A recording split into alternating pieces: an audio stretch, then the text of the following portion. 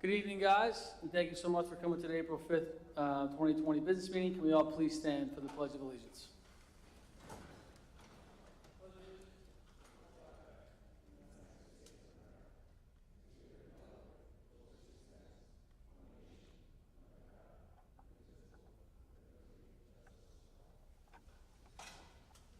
We're joined by 6 of our board members, our superintendent of schools, Dr. Timothy Harney, our assistant superintendent for curriculum instruction, Dr. Ted Fulton, our assistant superintendent for finance and operations, Mr. Elise Frontero, our district legal counsel, Mr. Edward McCarthy, our district clerk, Ms. Suzanne Bonetti, and our great student rep, as always, Ms. Grace Witt.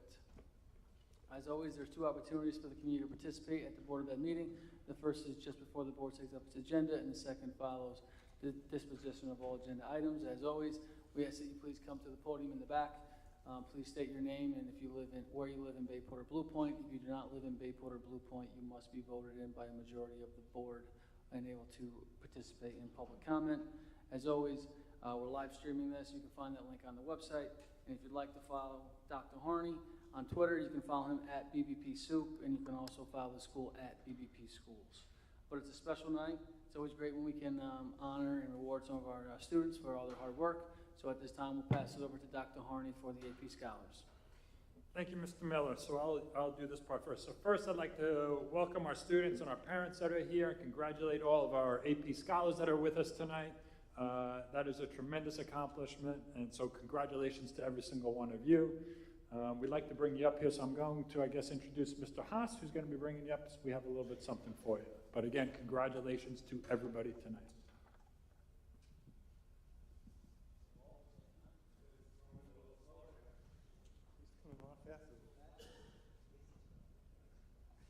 Good evening.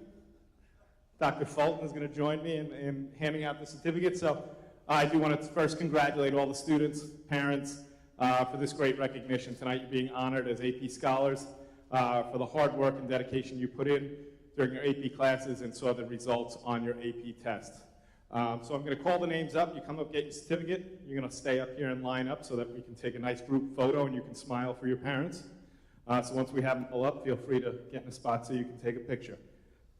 So our first student, AP Scholar, is Faith Berube.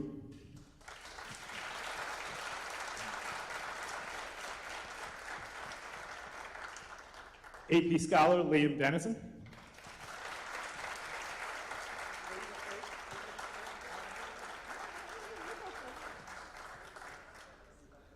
AP Scholar, Samantha Ellis. Samantha is also being recognized as magna cum laude. AP Scholar, Skylar Fig. Skylar is also receiving the AP Seminar and Research Certificate. AP Scholar, Christina Fish.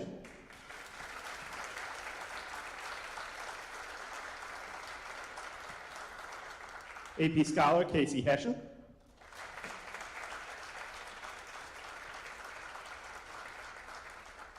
AP Scholar, Matthew Cruz.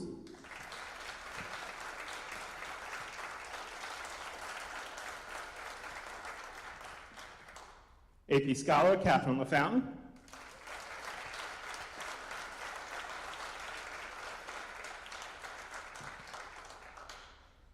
AP Scholar, Chase Lessing.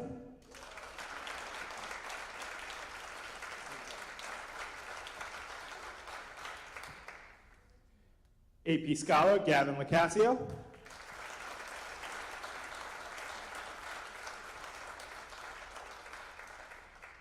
AP Scholar, Ryan Mattamore.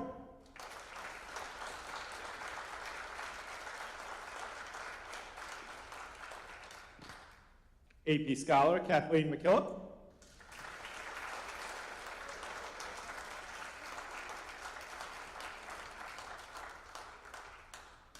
AP Scholar, Rainy Patel.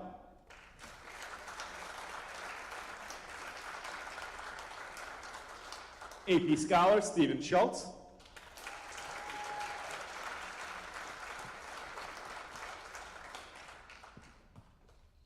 AP Scholar, Taylor Thomas.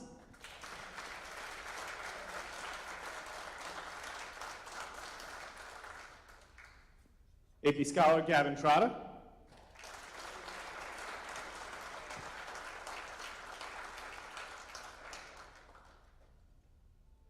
And AP Scholar Ian Waldron.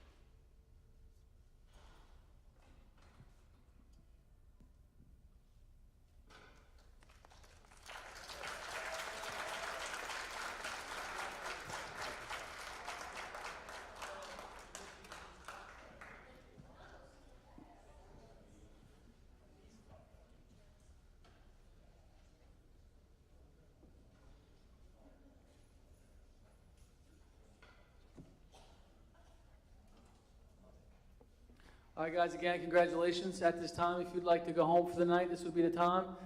Feel free to stay if you'd like, though. But again, congratulations, guys.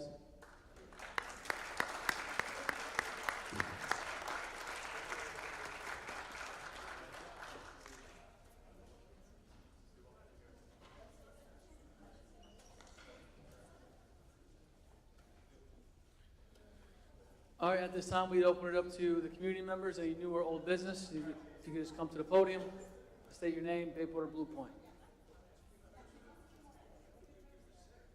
And Mr. Roop.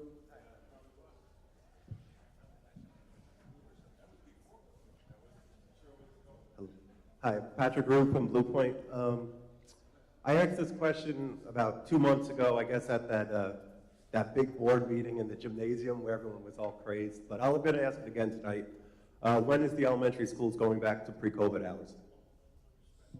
Right now, I have Dr. Fulton working with the principals. I'll have him give you a call, Mr. Roop. Okay. It's not just me in the community that Oh, are I know. concerned about this. It's, We've received some emails and stuff. Okay, so there was also a rumor that the teacher's contract was changed to have shorter hours. Is that true? Nope, not at all. Okay, Not thank at you. all. Has nothing to do with that. Thank you, Mr. Roop. Any other community members' questions? Not hearing any, we will go to, we're going to skip Dr. Harney. We'll come back to him. We want to go to our student delegate, Ms. Witt. Okay. Spring sports have been going very well. Everyone's excited to continue the season, start getting into games. Interact Club is hosting a snack sale after school to raise money for the Chris Coluccio Foundation. World Culture Club is hosting a drive for those suffering in Ukraine. And the middle school 8th grade students recently had a career fair which introduced them to different paths for their future. That's it for today. Thanks, Ms. Witt. We appreciate it. At this time, we'll give it to our superintendent for his report. Dr. Harney, how are you? Good, thanks, Mr. Miller. I have a couple of things, so I'm going to kind of do this kind of one by one. First of all, we've also had the opportunity in the last, probably since our last meeting, we've had a couple of the high school concerts, which I've been able to attend. They've been outstanding as usual, so congratulations to our students and especially to our staff that are working with them. And then over the next couple of weeks, you'll see a number of the other concerts that we have here at the schools. Tomorrow night, if you remember, we did I believe it was March 9th, we had done a parent information night. We're going to do another one. I had sent an email out last week, and then I believe some of the schools have followed up with their Sunday message. So tomorrow night, we have a series of 3 workshops, though they are really grade specific. So tomorrow's workshop Thursday night's workshop, and all 3 of them are at 6:30. One is geared towards the middle school high school student parent. One is geared towards the middle school student parent, and the other one is the elementary. And one of the things we're doing is we're currently taking a survey that have to do with stressors that our students face on an everyday basis.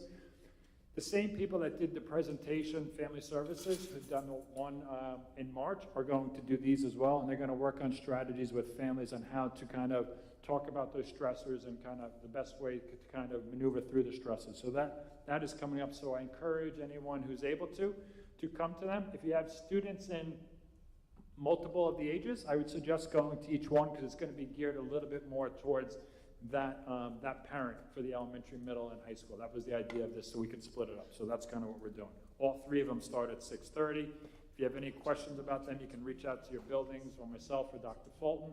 But again, we had sent that last week, so that's something that we have. Again, congratulations to our AP scholars tonight, so congratulations to them. Another thing we've been working on, a number of people and myself in various leadership roles, we've been trying to figure out of working with somebody who would continuously help us with some of our SEL initiatives, social emotional, mental health, those type of initiatives of wellness. So that is something. We're going to start to work with a gentleman by the name of David Heimowitz. We get a grant through the Great South Bay, so we're going to be using some of the funds from that to kind of assist us. We're going to kick it off this year, but it will really get us geared for next year as we're going forward. So we're going to start to introduce them. I'll walk them around to the buildings, start to meet with different groups of kids, parents, community. We're going to do the whole thing. At one time, I'll also bring them here to the board meeting, and we'll do a presentation of kind of what we're looking at. But that is something in the near future that will be happening as well. So I'm very excited about that. And again, there were a number of people that worked with me on this, so I'd like to thank them in various leadership roles. So thank you to them. I also have with me tonight, if you remember, it's probably 2 or 3 board meetings, and it might have been actually the same one, Mr. Rube, you were talking about. Somebody was asking about ventilation and improvements that we've made during ventilation. So I brought Mr. Bordsfield, our Director of Facilities.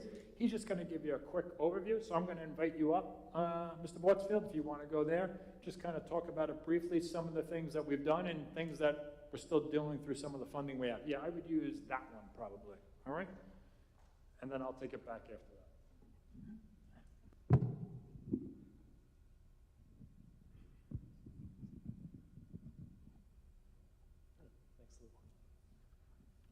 Good evening. Just want to give you an update of items that we've completed since COVID began in the school year, and 2020. So these items, once again, they're completed. We modified the rooftop HVAC units to accept MERV 13 filters. So typically they're MERV 8, and we were able to increase that to get a higher rating. We replaced the air handlers on the high school auditorium. We went through district-wide to confirm that the unit ventilators, fresh air dampers are operating correctly.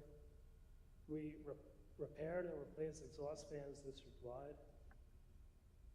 Filters are scheduled to be changed every 4 months. We installed bottle filling stations at all 5 schools. We replaced the HVAC system in the boys' locker room at James Wilson Young Middle School. We replaced the HVAC system in the main office at Sylvan Avenue Elementary School. We installed a new HVAC system in the copy room at Blue Point Elementary. And then here's a list of items that are in the works. These items are funded through the ARP grants. So we're working to upgrade the building management system district-wide. This controls all the boilers and HVAC units. Install new HVAC systems in the nurse's office and isolation room at Sylvan Avenue and Blue Point Elementary. We're going to replace the boiler unit at the burner unit on the boiler at Sylvan Avenue Elementary School. We're going to be installing a new hot water heater for James Wilson Young Middle School. We're going to be replacing sinks and casework in the kindergarten classrooms at Sylvan Avenue Elementary School. We're going to replace the burner unit and the condensate pumps on the south boiler at the high school. We're going to replace the air handling unit for the auditorium and library at James Wilson Young Middle School.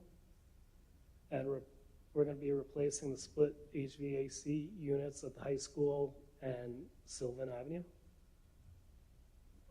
The Sylvan and Blue Point Elementary, we're looking to replace the air handling unit for the cafeterias. In the district office, we're going to be replacing the air handling unit. The faculty room at Blue Point Elementary School is going to be getting a new HVAC unit.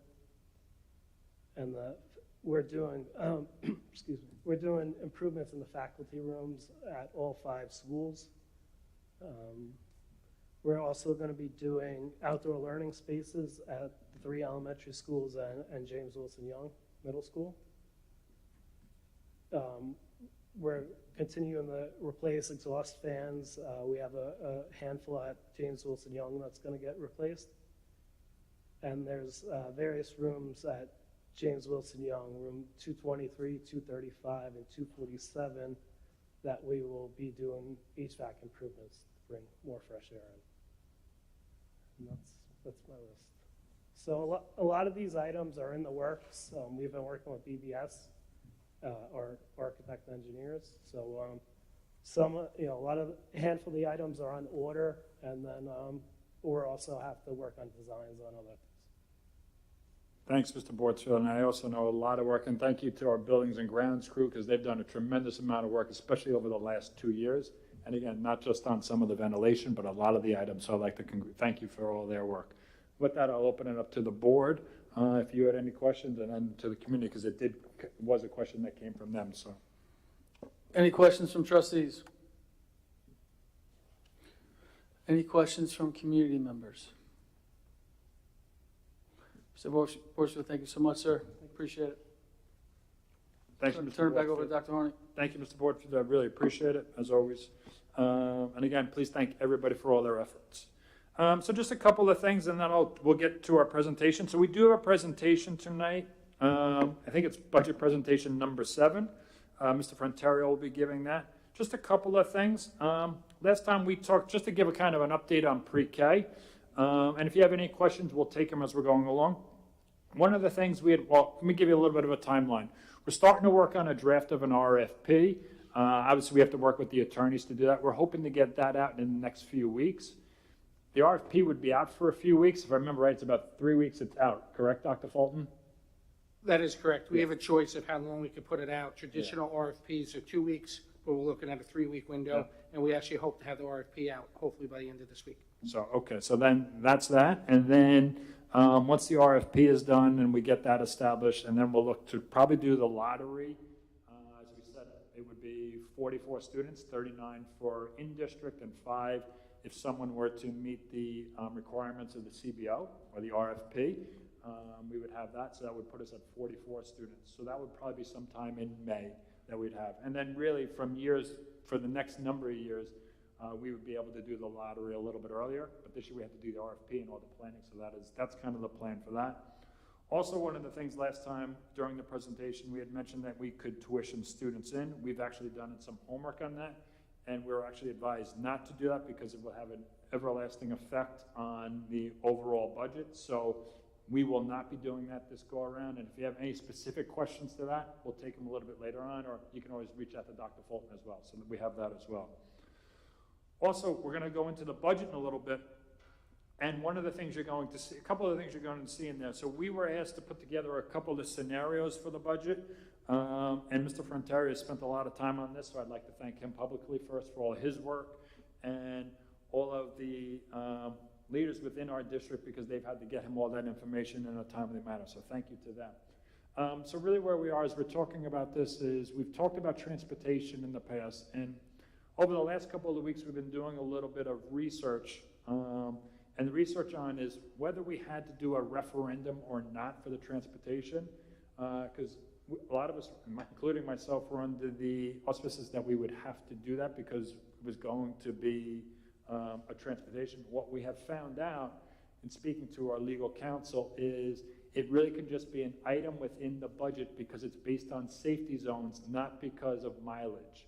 So now you'll see it as a budget line as opposed to a separate referendum. So it is in the budget as we've talked about all along, but now it'll be that. So now it'll be voted on within the budget.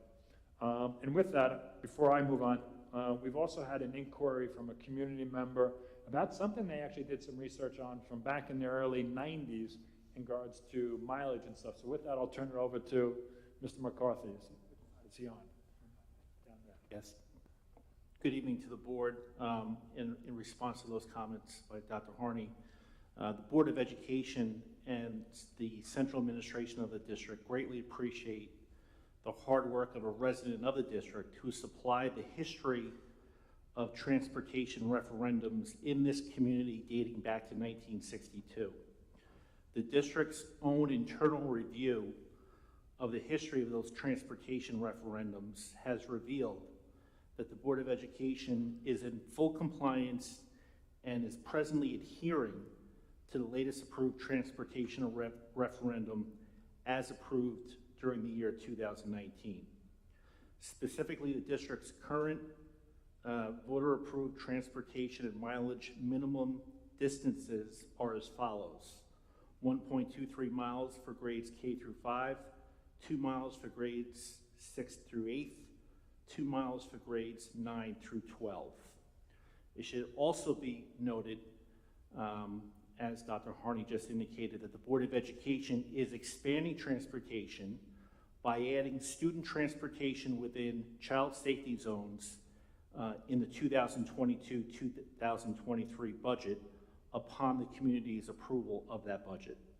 So I just wanted to read that statement on behalf of the Board of Education to pass forward to the resident and to the community the fact that the district has conducted its own internal review of the history of transportation referendums, and our firm has looked into that as well, and we've taken the position that the district is in full compliance with the entire history of transportation referendums as voted upon by the Bayport Blue Point community. Thank you, Mr. McCarthy. And saying that, if you remember, the safety zones that we're going to be looking to address within this budget is that no student would cross Nichols or Montauk Highway, if you recall, and no student would also cross a railroad track. Within that, it will ultimately reduce some of the mileage as well for the other schools. And again, if you remember, Mr. Cordes, and all this is on the website, actually highlighted those areas of students that would now be entitled to a bus if the budget were to pass. So we have that information in there now as well. So we wanted to update you on that. Before I turn this over to Mr. Fronterio now, as I said, within this presentation, this will kind of be more of a summary. If you remember at the last meeting, we were asked to try to include some of the things within the budget, which I do believe we've done a very good job in trying to do. We created a number of scenarios. As if you remember, Mr. Frontario will often talk about budget to budget percentage, and he'll also talk about tax levy. They are both important from our standpoint, but from a standpoint of a community member, tax levy is really what most people think about, because that's usually the impact it would have on people's personal taxes, the tax levy. So at that point, if you recall, we were asked to try to stay within, if you remember, our tax levy limit, I guess, was 4.05, and we were asked to try to get it below 3.5 or less, which we believe we've been able to do, without really putting the district in any serious duress as well. So I think we've been able to do that and take into account. We've added then the pre-K, and we have a slide on this, the transportation. We were able to get, if you remember, there was a big conversation about occupational education last time. That is in there as well, along with a number of other items that I'm happy to share. And I think it's nice to talk about a budget where we're really talking about a lot of things that are going to impact the students. So it's a nice budget in that sense. So we'll kind of go through that. Remember, is the lower you go with the tax levy, it means that we would end up pulling more money from the reserves, which in the future could lead future holes. So we'd like to try to limit that as much as we can. So that is in there as we're looking to talk about this. The second piece of this is from a good news standpoint is we're trying to do a preliminary of where we are this year. It looks like we're operating in the black for this year, which is a good thing. As we always talk about it, it's always interesting because you never know when the bills are coming in and stuff, and you try to manage it as best you can, but that is looking good. And if you remember, one of the things we would like to talk about at some point is, if you remember, you've heard us talk about that we've carried more than the 4% this year, if you remember. The original reason was because we were unsure of if we were going to have to lower class size and all those things again due to restrictions from COVID. In essence, we did not have to do that. We were able to operate within our operating budget, which is really kudos to everybody. So with that extra I guess it was like 2.5%, and don't quote me on that, but it was like that extra 1.5 million. We still do have that, and it was untouched, so that is a good thing. And I know we've had other discussions on things that maybe we want to do. Remember, a lot of that money, if you go back a year and a half or so, was due to a one-shot resource, revenue source that we received through some stuff that was done through insurance, which was a very good thing. So there'll be an opportunity to kind of discuss that as well. So with that, I'm going to turn it over to Mr. Fronterio, and we'll go from there.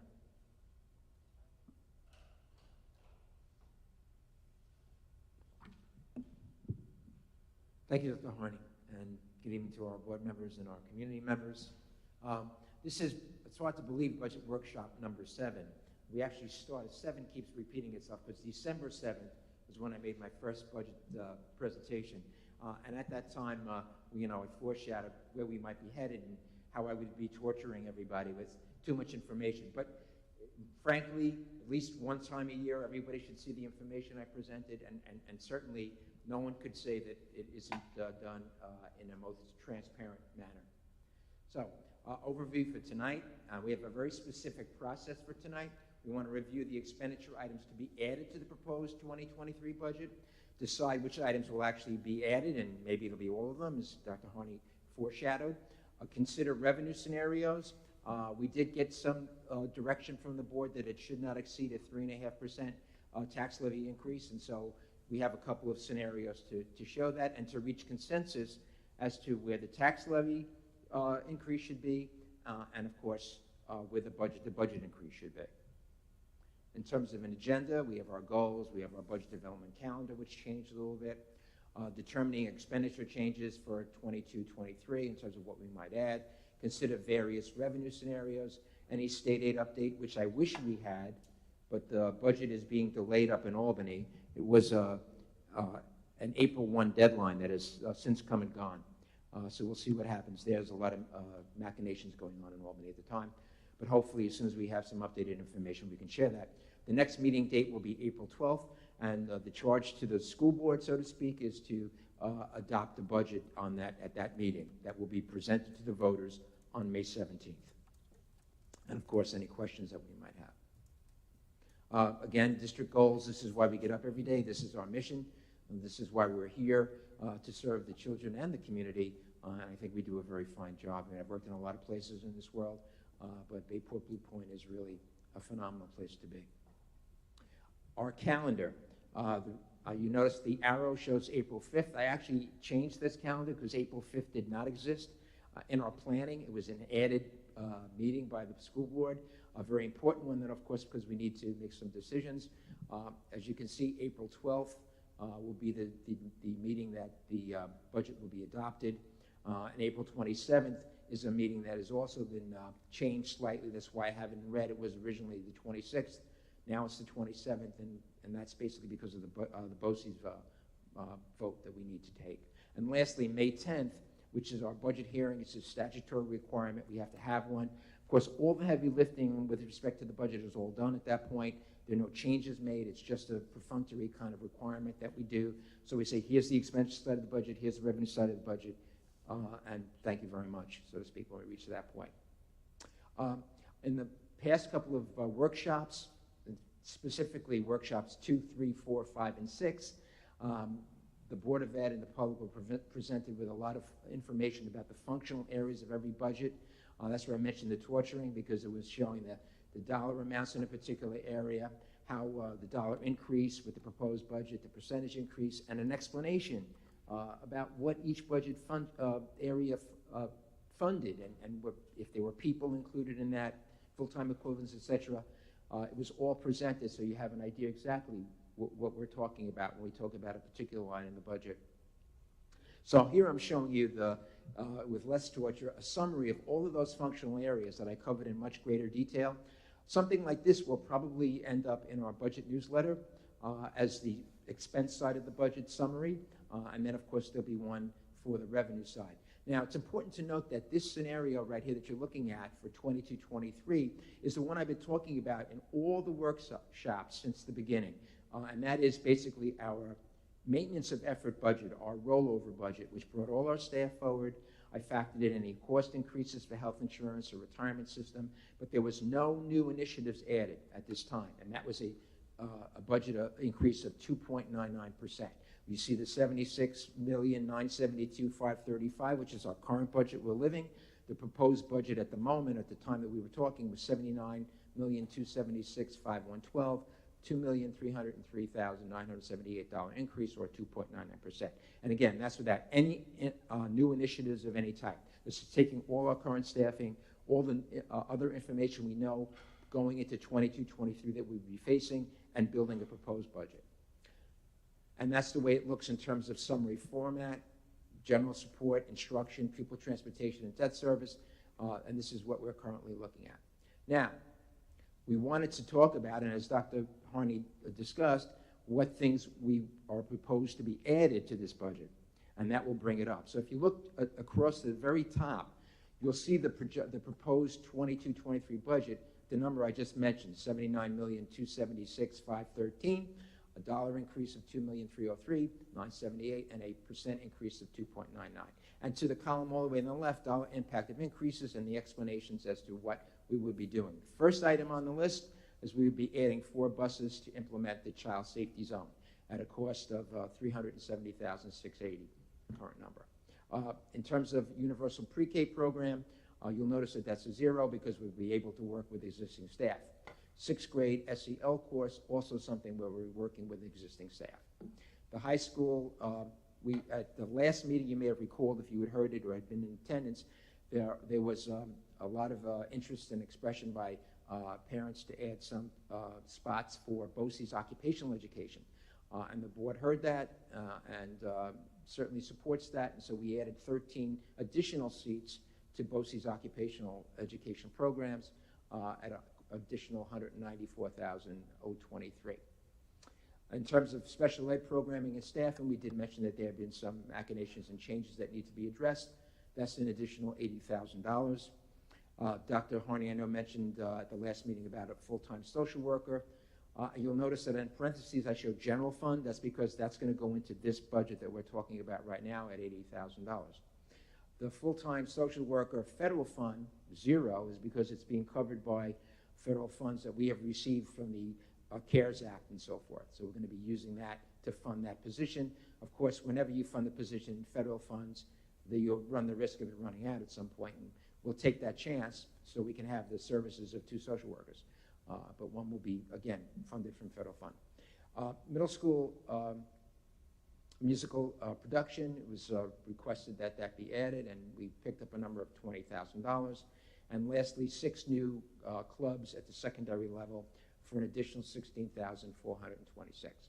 So when you add up all of those and then have one little proviso in red, is I would make appropriation adjustments to the current rollover budget of 2.99. So I'm going to go through, because when I look at it, I'm looking at 1,500 codes, okay, which you'll get a chance to see once when we've adopted the budget.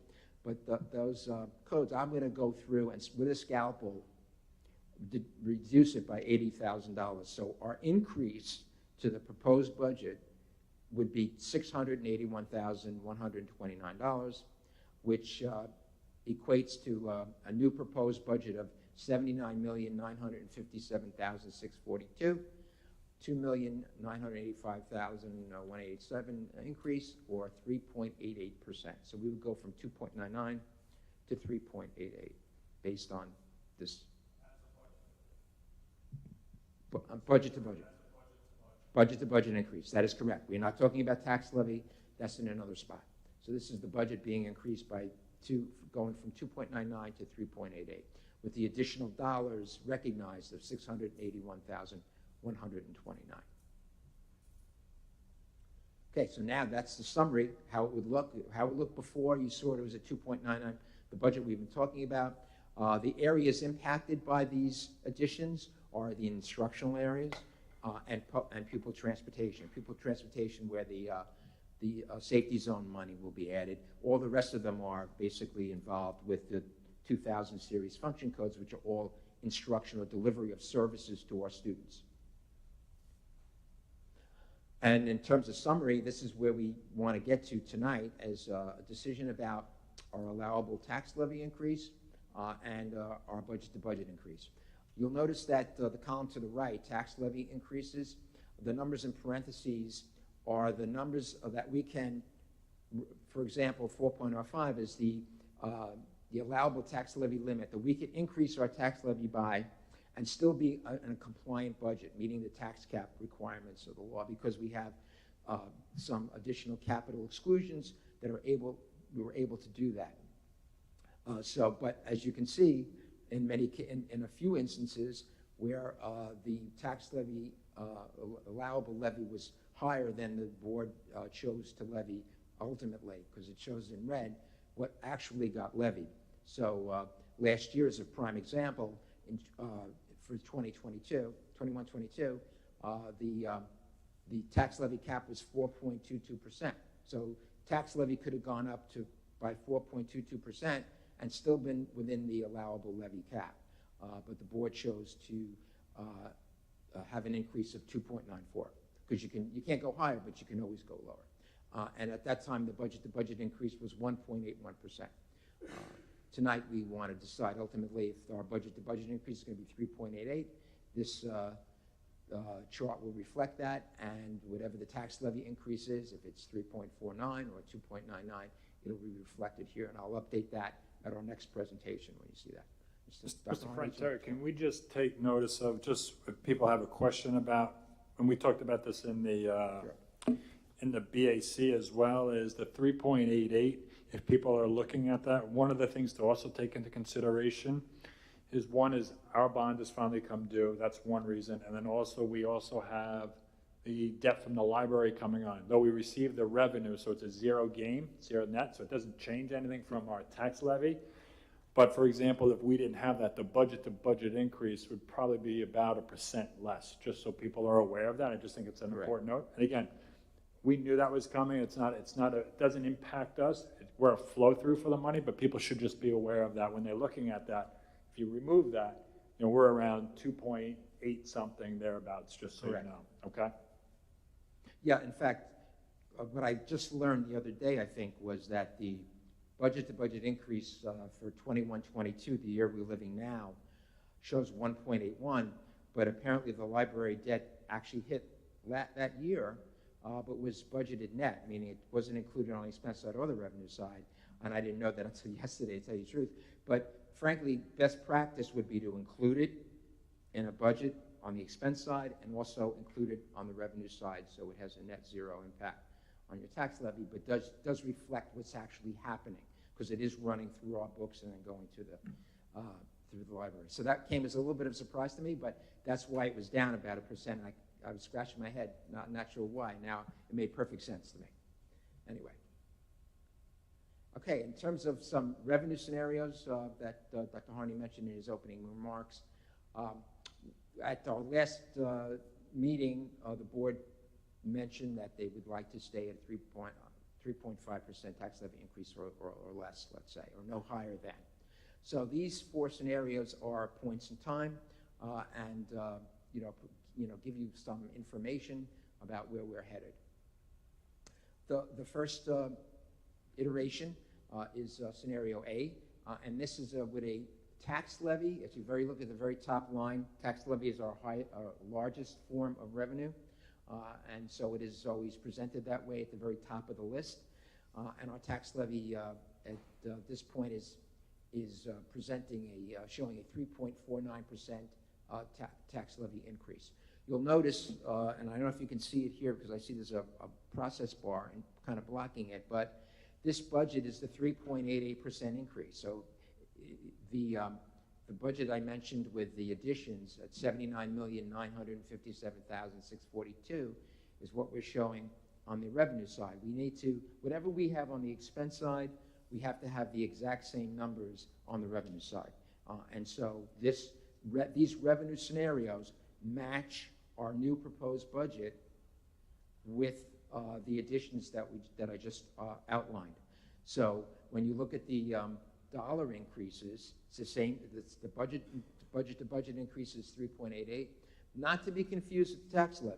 Remember, we have to be in balance in terms of how much it's going to go up, but in terms of Where the funds are going to come from is what really varies, and if we decide that 3.49 is a tax levy increase, then I back into the other numbers to make sure we're in balance. You'll notice that state aid is the number that we basically got from our governor.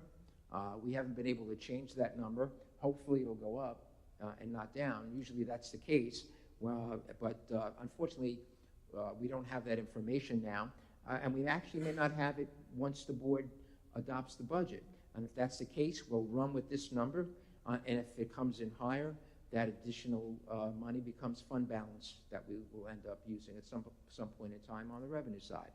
So that it's all good, so to speak. But hopefully, if we know something else, we'll definitely book that number soon, if we know it in the next couple of days. But at some point, we'll probably have to, adopt a budget and we'll run with the ball until we find out something other than that.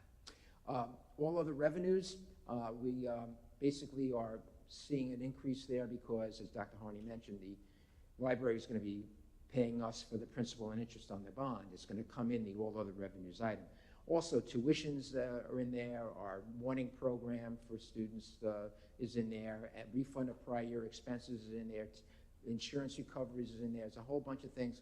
I presented a chart in one of the presentations. It may have been the last one, where I just isolated the all other revenues to get an idea of what it looks like. And from budget to actual, it's been pretty consistent.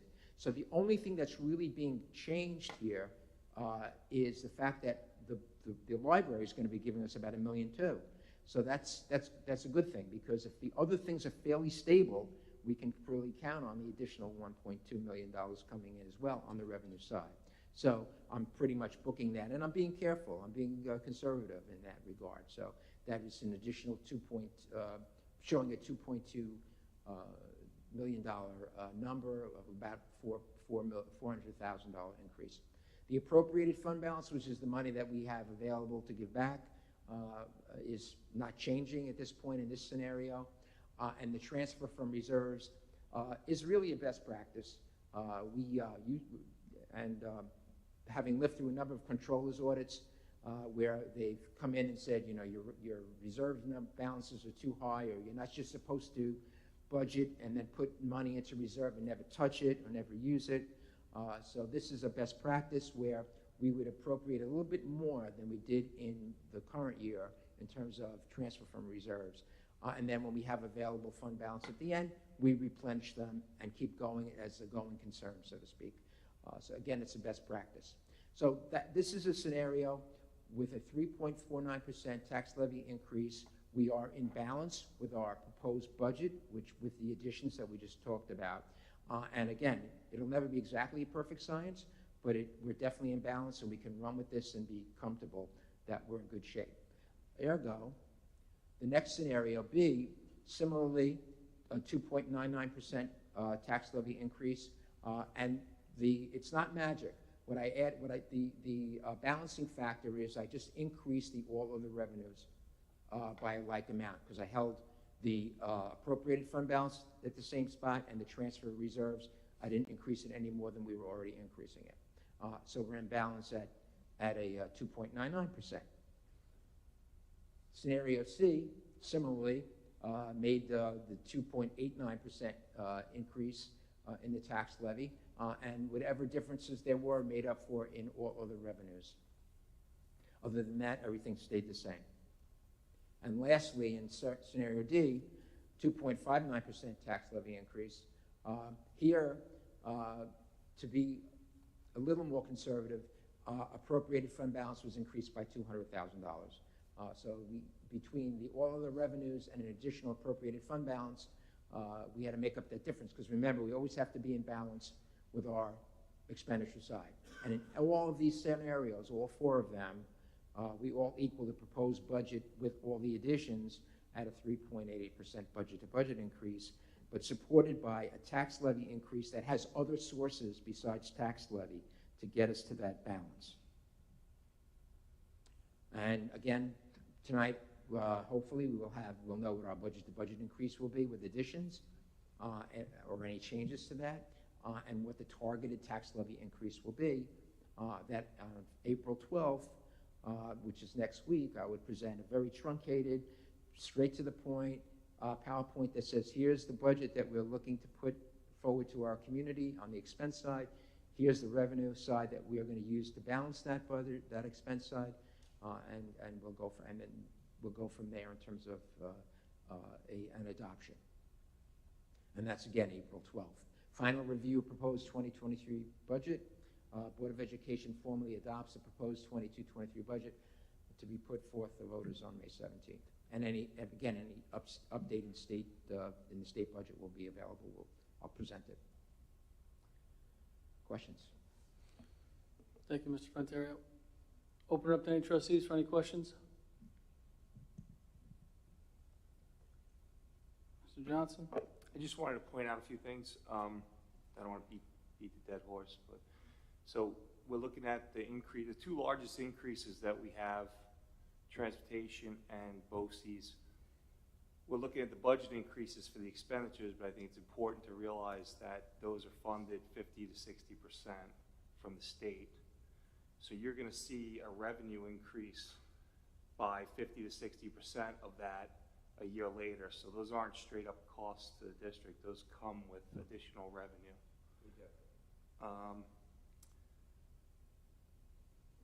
Also, you know, the big spike, and I think Dr. Harney kind of touched on that. That's the bond. I mean, that's the bond the community voted on a few years ago. Those tax revenue increases, those caps of 4% the last 2 years, that additional increase in your taxes are to pay that additional 1%, let's call it, each year, pays over the next 15%. Pays over the next 15 years for that $30 million bond.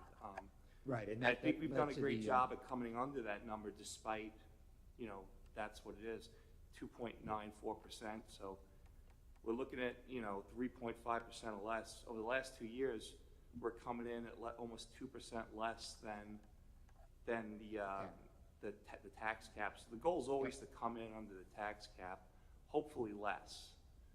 But under these scenarios, I'd like to come in as little as possible, but also knowing that every percent we increase now is additional revenue for every year after that. So we can't come in too low because we're still going to have to pay that bond off over the next 15 years. We're going to hit harder times potentially in the future with higher inflationary rates where the tax cap may be much larger, and we're going to want the flexibility to come in and smooth out those increases and keep them 3% or lower. So, you know, I am kind of weary of coming in too light, 2.5%. Even though we have fund balance to cover the difference right now, we might need that additional revenue a few years down the road when we start seeing potential tax cap hits of 5, 6, 7%. And to your point, you know, levering under the cap, that money is gone forever from your base, so you can never make that up. So being, you know, careful about, you know, going under but not going too far down is a good strategy, frankly. You know, I remember, you know, years ago when I first moved here, I came from Sachem schools, and they froze their tax cap for a few years in a row, and that was great. It's great to be a taxpayer and not have to pay an increase in taxes. And this was right before the tax cap came out. Then they ran into a lot of financial trouble because it caught up with them. You got to increase your revenue because your payrolls are going to increase. Your costs of doing business, the cost of energy, everything's going to increase. It's going to cost more money each year. Against your point, anything higher than zero looks like a spike. So once you go with a zero, it's always going to look high. So by smoothing it out as much as you possibly can is always a good strategy, both on the expense side, on the budget side, and on the tax levy side. So, I mean, my personal opinion is it's great. I'd love to come in under the tax cap, definitely at or below the tax cap, but I definitely want to be in a position where we're not coming in too low where we're jeopardizing. We're getting ourselves in a tough situation 2 or 3, 4, 5 years down the road. Correct. Thank you, Mr. Johnson. Any other trustee questions? I would also mention the scenario A. To me, that's the most appealing because we're using less of our reserves. If we use the other scenarios, then we're going to be paying things with reserves that are recurring costs. So I'm looking into scenario A as something that's more prudent for us, especially adding what we've added over the last month. I'm sorry, I'm looking at you, I'm really talking to the board.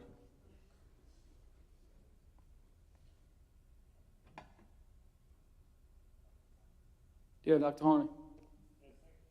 One of the things when we were trying to craft this budget, and this is really where I have to commend a lot of people, and even the discussions we've had here in the open, is if you're really looking at this budget, and I'm going to look at the things, and that's why I said this is kind of exciting from a school district perspective.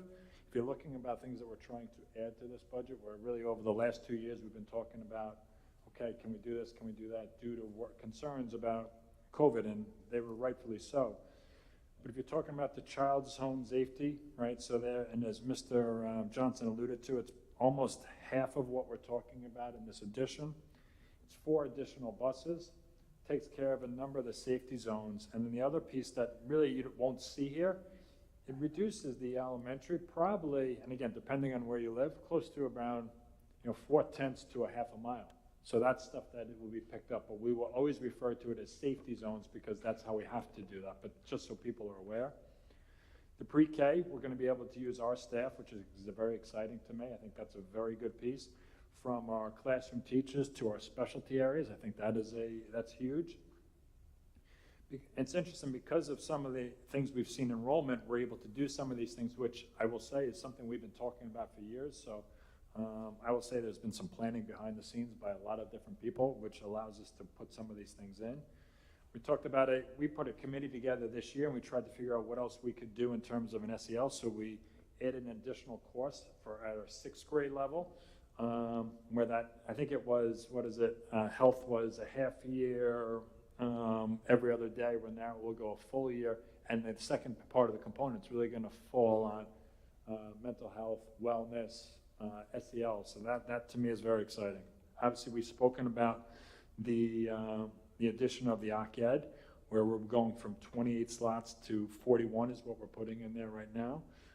Special ed staffing, people have asked about that. We're trying to add a special class in different grades, one at the middle school, one at Blue Point, and also go back to full-time co-teaching for 4th and 5th grade due to the content that the students are seeing there. So that, to me, is very specific. Social workers, you've heard me talk about most recently. One coming through the general fund, one coming through federal.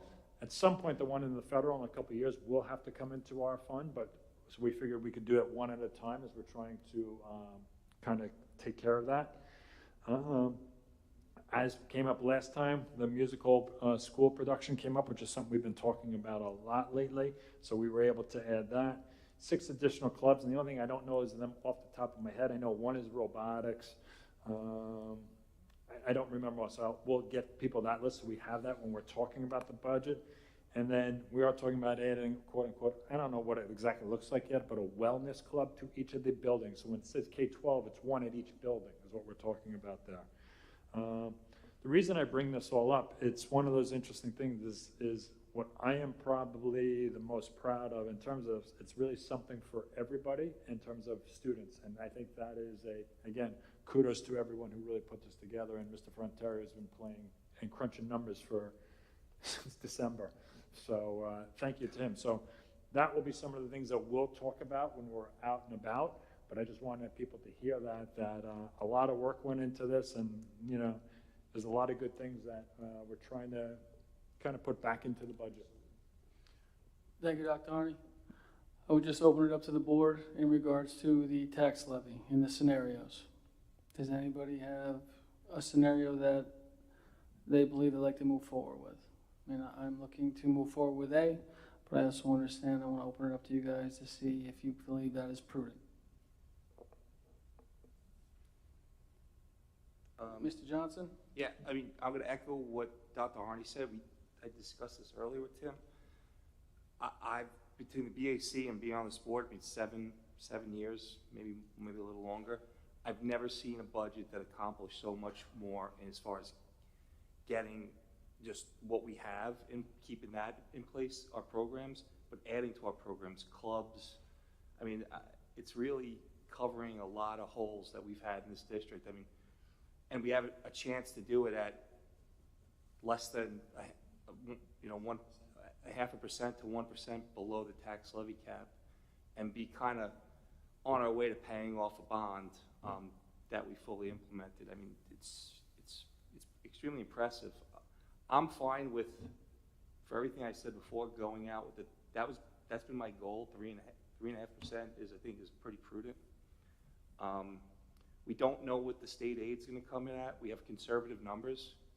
It could come in a little higher, so I'm open to, if that happens before April 12th, discussing coming in lower than 3.5% based on that. But We can definitely do that. I think right now, I'm not thinking this year. I'm thinking a few years down the road, and what we might be facing as far as you know, costs continuing to increase. And I'd like to keep our reserves strong. I'd like to keep that revenue intact, because I don't want people to see 5% increases, 6% increases in 2 or 3 years. Not to say that that's going to happen. Hopefully not. I just want to be prepared for that. I want to keep.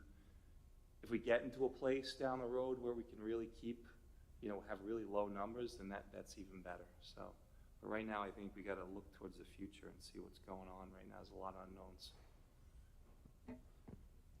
Thank you, Mr. Johnson. Does anybody have any pushback with a 3.49 tax levy? All right, with that said, I will just bring up one more option. Dr. Harney did mention in his opening that we did have a one-time insurance readjustment of approximately $670,000. We have been talking about it for a few years now. Would the board be open to using that reserve money in order to put it forward towards lights? So it wouldn't change our tax levy. This would be using the reserve money that we had from one-time readjustment from an insurance policy, and it would not change our levy at 3.49.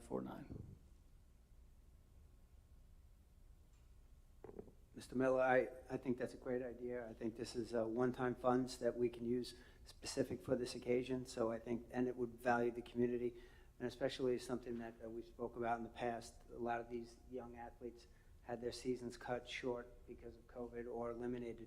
This will be an opportunity to give back to the community as well as to the student athletes that go to BBP.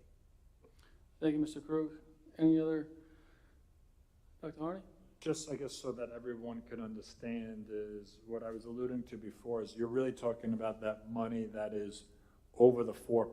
That is correct, what you're talking about, correct? So that's the revenue source from the insurance piece a couple years ago that we carried over for COVID purposes. That's the money you're referring to? Yeah. Okay. So we'll be taking the money from the 6% and bringing that down.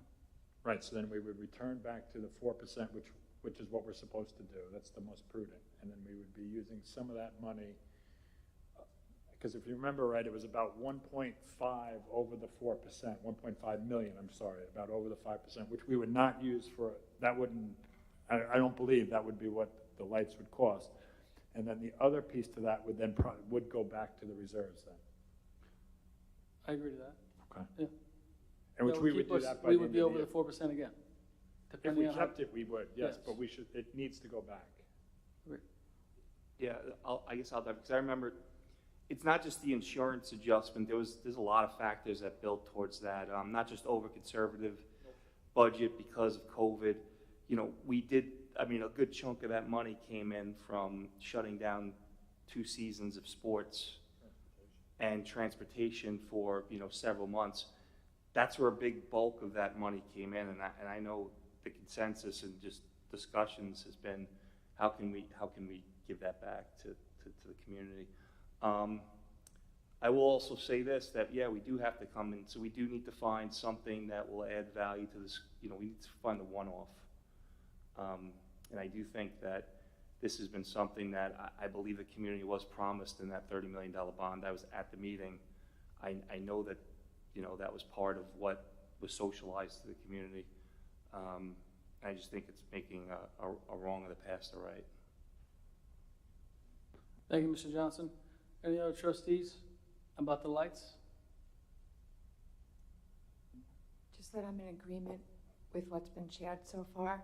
I know I've only been on the board this year, but this light discussion has been going on for quite some time, and I think this will be the time to do it. Sorry, Ms. Ron, I couldn't really hear that. Could you just say that one more time?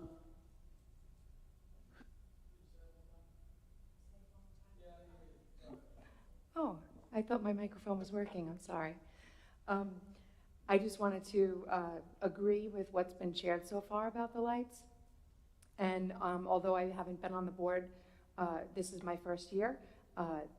The lights have been part of discussions for a few years now, and I think this is the time to use that money and put the lights on the field. Thank you, Ms. Roan. Any other trustees? All right, I'll just throw it over to Dr. Harney for the process. So my understanding, and then Mr. McCarthy, jump in if I'm missing anything, or Mr. Frontario, is really is if this was something that you were wanted to do as a board, there's really two options. The first one is you could put it up as obviously no matter what, the voters would have to, the community would have to vote on it. And there really are two ways to vote on it. You could do it similar as the way the transportation goes in. It would be a line within the budget. We'd have to figure out exactly what the monies would be. I'm gonna make up a number now. Let's say it's $700,000, $800,000, thereabouts. It would go on a budget line within the budget, earmarked for lights, like a capital project, which still has to go through state ed and all that stuff, so it beats time. And then what would happen is it would go in the budget as a line in the community when they're voting on the budget, like the transportation, they would vote on that as well. That's one way. What that would do is it would not change the tax levy. And what it would change is that budget to budget number. You know, where Mr. Frontario was talking about that 3.88, which earlier I said about $1 million of that came from the library. So then another 700, 800, whatever it would be, would come from this revenue that we would be putting in from the, over the 4%. So that's what that would be. So tax levy wouldn't change. The budget to budget would change. It would probably go up close to 1%, probably close to 1%. That's one way. The second way is to do it as a separate referendum, put it as its own entity, and do it that way. So basically, the money would be put aside, it would be there, and so either way, it doesn't have an impact on the community from a tax levy standpoint. It's just the two ways to do it, and I don't think I'm missing anything, Mr. McCarthy or Mr. Frontario? No, that's exactly spot on. I mean, like you said, the two ways are essentially a transfer to the capital line, or number two, a separate capital expenditure referendum that would require a simple majority of the taxpayers of the district. Thank you, Dr. Harney, Mr. Frontario, Mr. McCarthy. I would just recommend to the board if we're going to do lights that very similar to the transportation, we put it as a line item. We let the community vote on the entire budget. I'm fine either way, but I would say this, the budget to budget, so we'd have a spike in the budget to budget, which really, the tax levy does not change because the revenue's revenue's there. There's no change in tax levy. It's a zero net, but the budget to budget on paper would spike, but then the next year there would be a very small increase. So your 2-year budget average would be pretty much where it would be, regardless if you do this or not. What I'm more worried about is if we don't put it in the budget and it ends up staying on our books, that we now hit year 3 of a state audit. Now, the first year or two was we're being conservative for COVID. We don't really have much of an excuse now. So we hit that state audit where they say, look, they're at 6%, 2%, they're well over their 4%. That's what I'm more worried about. So if the more direct way of getting us compliant is to go through a budget line, I'd rather see that. Regardless, just to kind of clarify, is we wouldn't be at this 6. We'd get back to the 4% no matter what next year. We have to because of the auditors. So what would happen is, again, you were talking about the one-time revenue source to use it for this, or otherwise it will go back and it would go into the reserves for the first time. That's where it would go. No matter what, we have to get, that's our goal. We have to get back to the 4% for the 22-23 school year. So that will happen. This would be the most direct.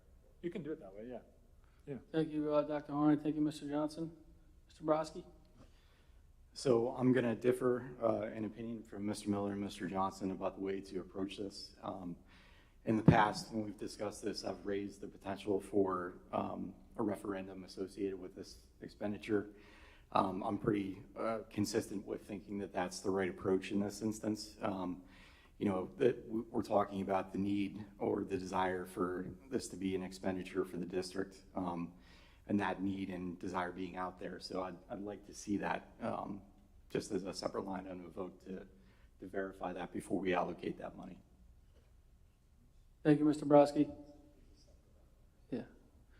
Any other trustees? So we have 2 people looking to put it into the budget. We have 1 person looking to propose a proposition. Mr. Krug? Yeah, please count me in on adding it to the budget as the first choice. Thank you, Mr. Krug. Any other trustees with either a proposition or in a line item? Just for clarity, Mr. Frontario, just to make sure, is if it goes into the budget, so everyone has the information, if it goes into the budget and it's a budget to budget, right?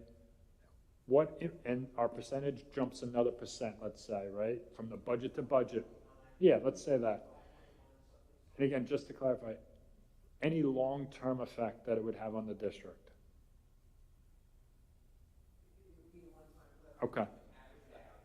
And I think that's what Mr. Johnson was alluding to or speaking to. Okay. Okay.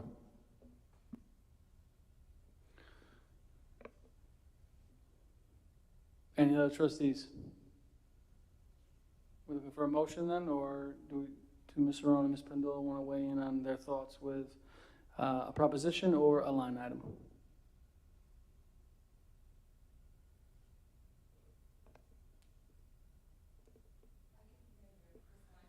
So we have three trustees looking to make this a line item in the budget. 1 trustee asking it to be a separate proposition.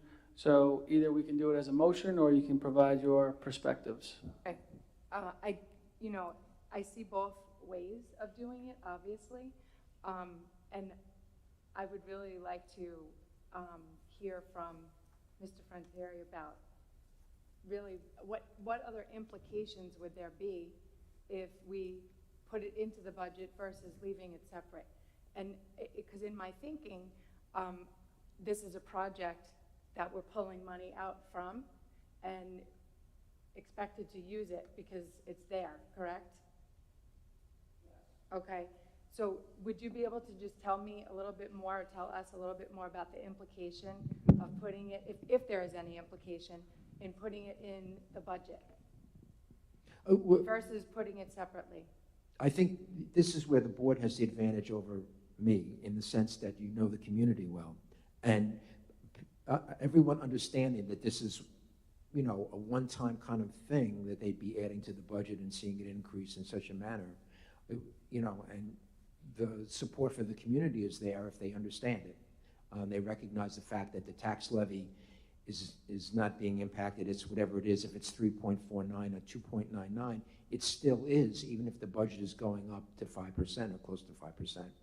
So, and the community's had a good track record of supporting the schools. And my sense is that if that's the read, then, you could build it into the budget, and you could be out there, as Dr. Harney and I will do, is talk about anybody who'll listen to us about the budget and what's in it, and why it's worthy of support. But you're not doing anything wrong by adding it. It's it just, again, it's what the community would support and be okay with. And again, when it's a sophisticated community, it's smart. There are a lot of educated people here. As long as they understand it, I'm sure they would support it. Thank you. Any other questions? I guess the other thing I'm kind of looking at is that this is kind of just an accounting of it, like one way or the other. The other thing I kind of don't want to do is, Dr. Harney and his team puts together a budget, we look at it, we question it, and then we give it a blessing for community vote. I also don't want to start a precedent of every time we want to use money to do something, a one-off from fund balance, regardless if it's inflated or not, it now becomes a separate referendum. That's the only thing I don't want to start that trend. Sometimes, we just got to make decisions here. Thank you, Mr. Johnson. Any other questions? So Mr. just, Borowski? just to Mr. Johnson's point, this is a board initiative. I want to be clear about that we are the ones that are initiating the discussion about whether to add lights to the field or not. I wouldn't expect Dr. Harney to bring something to us necessarily and then put it out for a public vote. This is something that is generated from us as a board, and I think that to me is the difference, is to seeking input from the public that way. Thank you, Mr. Johnson, or Mr. Borowski. Any other questions from trustees? Can I have a motion to approve the lights from the reserve as a line item in the budget? Mr. Krug, second. Ms. Pendola, all in favor? Opposed? Abstentions? Motion carries 5-1. Thanks, guys. So, Dr. Harney, we would ask that you respectfully put the lights in as a budget line item. So what we'll do is obviously we'll show that, and that will now become one of the other items on our list here, and we'll show that. I just think it has to be known that it's not a tax levy change. Correct. So maybe we'll keep it as a separate piece then. So this way, because this does have a impact on the tax levy, so we'll do it that way. We'll do it as a separate piece. Fine, absolutely. And what will the tax levy increase be? 3.49. 3.49. Okay. Yeah, and then if state aid comes in by next week, remember, it was supposed to be due April 1st. If it comes in, right, then are we given the go-ahead to say that's what then we would reduce that by with additional state aid? Well, I think it's a discussion. Okay, we'll bring it here. If at next meeting there's no numbers, then we press. Okay. But any increase, just to be clear, any increase in state aid will come off of the levy. We would reduce the levy by a like Correct. amount. Okay, because I could find other places to put it and leave the levy on. Right. No, Okay, okay. we have a meeting next Well, Tuesday. we're gonna need two things, right? So just so people are aware, is next Tuesday, unless we're gonna have another meeting over the break, we have to adopt the Correct. budget next week. So that we have to do. So if we have to come to you with two options, just so you know, we can work that out if state aid comes in. Correct. If it's not, you're gonna kind of see it as is now, and we're going forward with that. Correct. Okay. Thank you, Dr. Harney. Thank you, Mr. Materio. Appreciate it. Moving on to the regular agenda. Are there any items the board would like to remove from the regular agenda and placed on, or remove from the consent agenda and placed on the regular agenda? Not hearing any, can I have a motion to approve consent agenda items G, H, I, J, K, J and K? Mr. Borowski, second. Mr. Johnson, any discussion? All in favor? Opposed? Abstentions? Motion carries 6-0. Moving on to the regular agenda, this is for the legal notice. Can I have a motion to accept the legal notice for the 2022 budget vote and election to be held on May 17, 2022? Mr. Borowski, second. Mr. Krug, any discussion? All in favor? Opposed? Abstentions? Motion carries 6-0. Moving on to the second item, can I have a motion to reschedule the regular business meeting that was scheduled on April 26th and move this to April 27th to allow us to vote on the BOCES budget on April 27th? Mr. Krug, second. Mr. Borowski, any discussion? Just so everyone's aware, we do have to vote. If the school district is going to vote in the BOCES election and budget, they do have to have a board meeting on the 27th. That's why we wanted to move this one from a Tuesday to a Wednesday. All in favor? Opposed? Abstentions? Motion carries 6-0. Last one of the night, internet safety. Can I have a motion to review the first reading of policy 4526.1, internet safety? Ms. Pendola, second. Ms. Cerrone, any discussion? All in favor? Opposed? Abstentions? Thank you guys so much. At this time, we would open it up to any of the community members. Not hearing any, we will open it up to trustees for any new business. It was Mr. Johnson's birthday yesterday, so happy birthday, Mr. Johnson. Yeah. All right, not hearing anything from the community or trustees. Just want to say thank you guys so much. The budget does have to be approved at the next meeting in regards to voted on, and then this will be set up for the May 17th vote. So if anyone has any questions or comments or concerns, the next meeting would be the last time. And also, we have the BAC presenting their recommendations as well. Thank you guys so much. Can I have a motion to adjourn? Mr. Krug, second by Mr. Brodsky. All in favor? Thank you guys so much. Appreciate your time. Have a great night.